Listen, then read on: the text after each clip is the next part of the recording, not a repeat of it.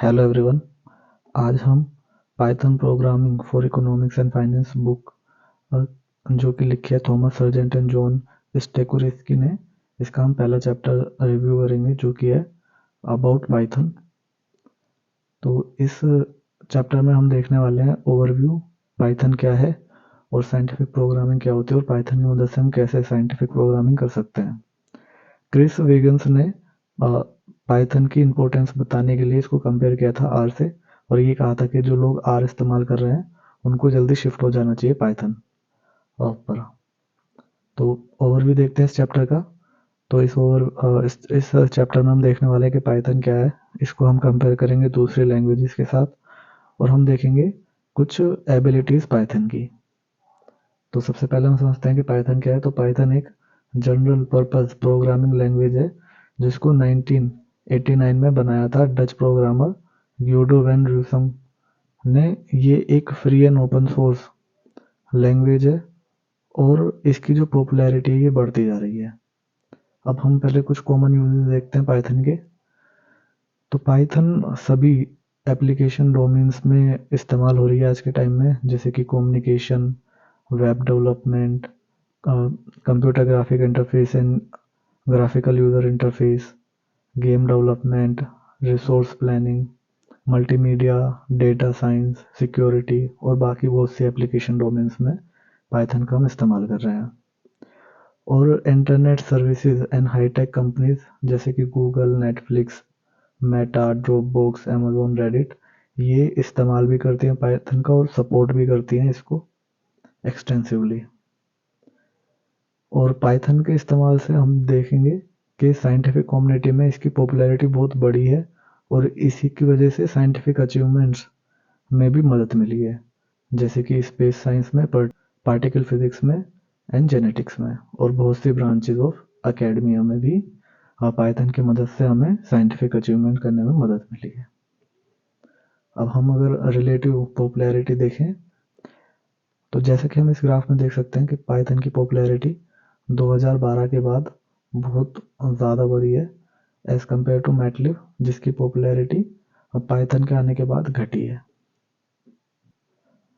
तो जैसा कि हमने देखा ग्राफ में कि पाइथन की पॉपुलैरिटी 2012 के बाद बढ़ी है, और इसके पीछे एक रीज़न माना ही जाता है कि इसको इस्तेमाल साइंटिफिक डोमेन्स में किया जाने लगा, और उसमें भी ज़्यादा जो इसका इस्तेमाल है वो डेटा साइंस फील्ड में किया जाने लगा था। और ये हमें देखने को मिलता है इस तरीके से भी कि जो पैंडा सॉफ्टवेयर है पाइथन का, उसका इस्तेमाल 2012 के बाद बहुत ज़्यादा होने लगा था। अब हम कुछ फीचर्स देखते हैं पाइथन के। तो पाइथन एक हाई लेवल लैंग्वेज है जो कि सूटेबल है रैपिड डेवलपमेंट्स के लिए। इसका रिलेटिवली स्मॉल कोर लैंग्वेज है और ये सपोर्ट की जाती है बहुत सी लाइब्रेरीज के द्वारा। और दूसरे फीचर्स हैं पाइथन के, ये मल्टी प्रोग्रामिंग स्टाइल्स को सपोर्ट करती है, जैसे कि procedural programming, object oriented programming या फिर फंक्शनल प्रोग्रामिंग, और ये इंटरप्रेट की जाती है ना कि कंपाइल।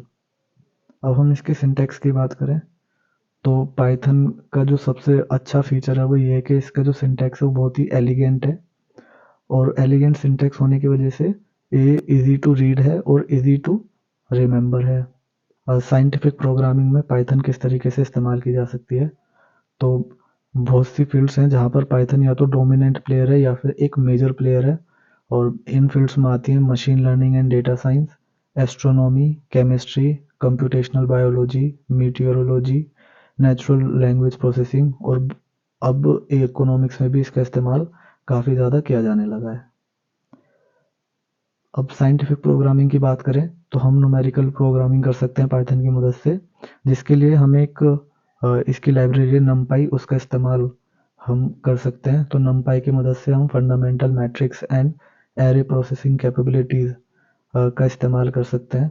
तो जैसे एक एग्जांपल से हम नमपाई की मदद से एक बेसिक एरे बनाते हैं, तो उसके लिए सबसे पहले हमें लाइब्रेरी को इंपोर्ट करना होगा। तो इंपोर्ट के लिए कमांड होती है इंपोर्ट और फिर उस लाइब्रेरी का नाम। तो अगर हम टाइप करेंगे import numpy तो लाइब्रेरी जो है इंपोर्ट हो जाएगी हमारे प्रोग्राम में। अब क्योंकि numpy एक बड़ा नाम है तो इसको हम छोटा कर सकते हैं, तो इसलिए हमने एक कमांड इस्तेमाल किया है as np। तो इसका मतलब ये हुआ कि जो numpy है वो हमारे प्रोग्राम में इंपोर्ट हो चुकी है और अब हम उसको रेफर करेंगे एज np। तो जब भी हमें numpy के फंक्शंस को कॉल करना होगा तो हम np डॉट उस फंक्शन का नाम इस तरीके से कॉल करेंगे। तो सबसे पहले हमने 3 वेरिएबल्स लिए हैं a b c और a वेरिएबल को हमने लाइन लिन स्पेस की मदद से एक ग्रिड में कन्वर्ट कर दिया है जिसमें 100 वैल्यूज आ गई हैं माइनस पाई से प्लस पाई तक की। और बी वेरिएबल में हमने कोस वैल्यूज ले लिए उन सभी ए वेरिएबल्स के वैल्यूज की और सी वेरिएबल में हमने साइन वैल्यूज ले लिए उन सभी वैल्यूज की जो कि ए में स्टोर्ड है। तो पहले हम इसको रन करके देखते हैं। तो ये हमने जुपिटर नोटबुक में इन कोड्स को हम रन करेंगे। तो सबसे पहले numpy को हमें इंपोर्ट करना होगा, तो जिसके लिए हमने कमांड लिखा है import numpy as np।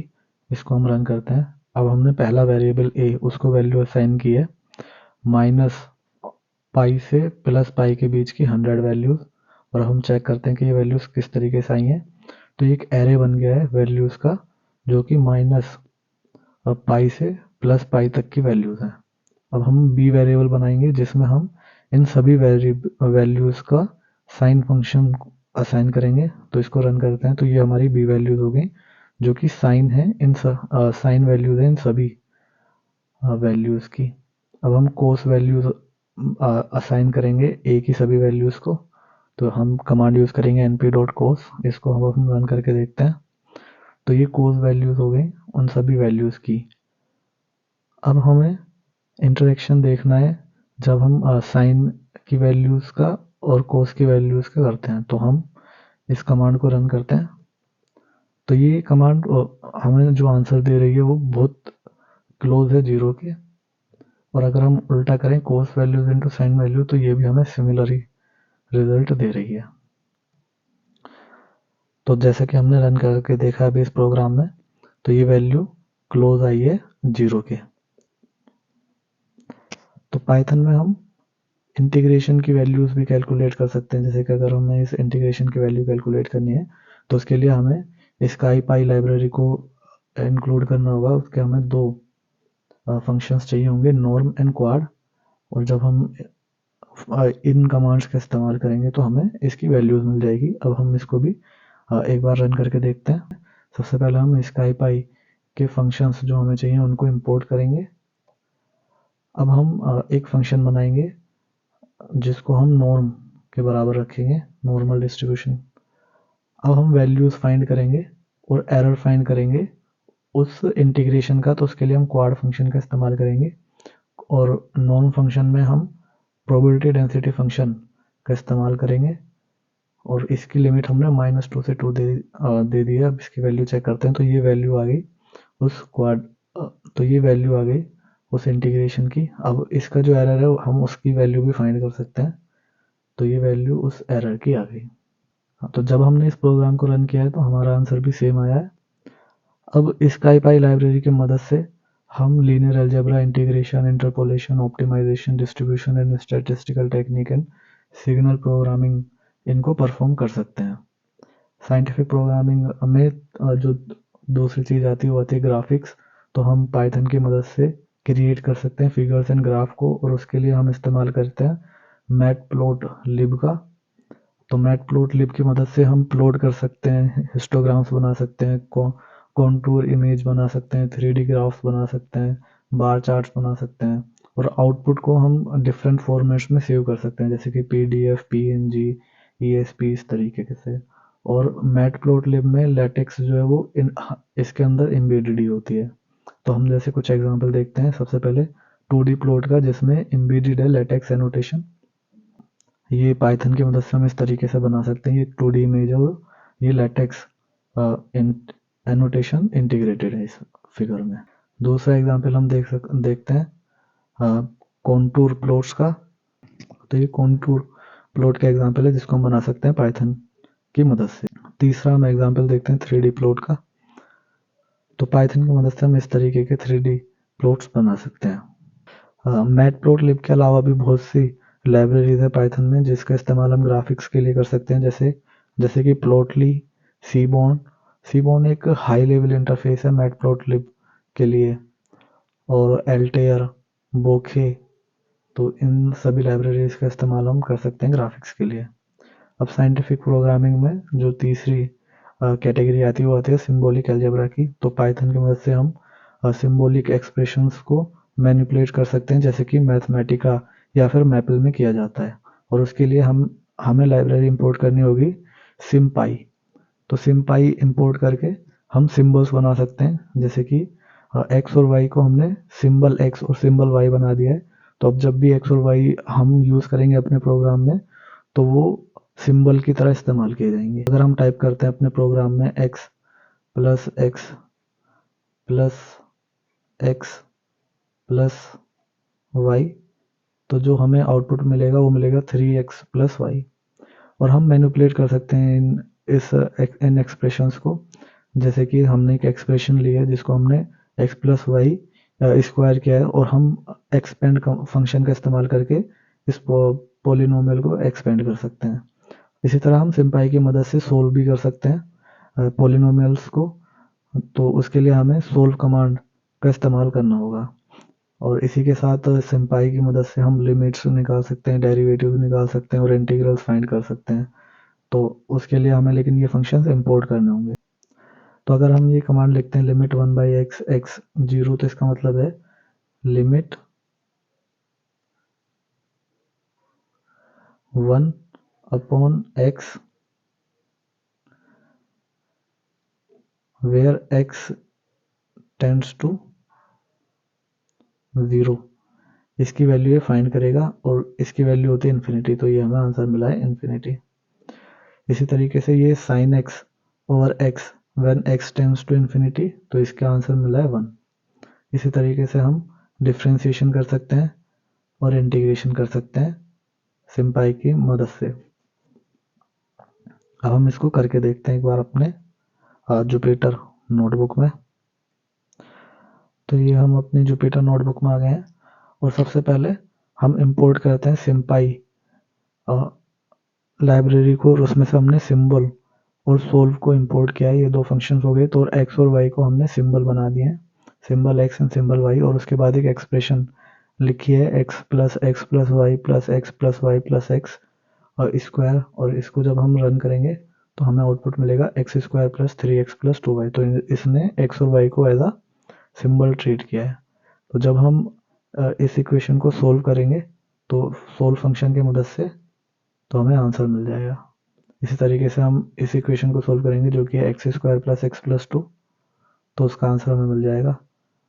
और इसी तरीके से हम अगर लिमिट, साइन, कोस, डिफरेंशिएशन, इंटीग्रेशन ये सब निकालना चाह रहे हैं तो इनको हमें सबसे पहले इंपोर्ट करना होगा सिम्पाई लाइब्रेरी से। तो ये सब हमने इंपोर्ट किया है।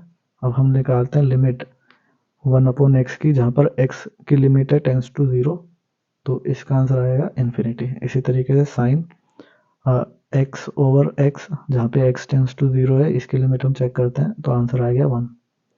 अब अगर हमें डिफरेंशिएशन करना है x टाइम्स साइन x का, तो ये आ गया x कोस x प्लस साइन x। इसी तरीके से अगर हमें इंटीग्रेशन करना है x का तो ये आएगा एक्स स्क्वायर अपॉन 2।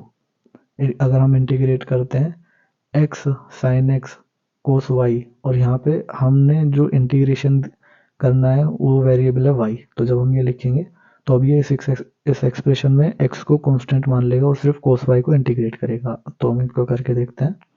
तो हो गया x साइन x जो कि ये कांस्टेंट माना था, और कोस y का इंटीग्रेशन हो गया साइन y।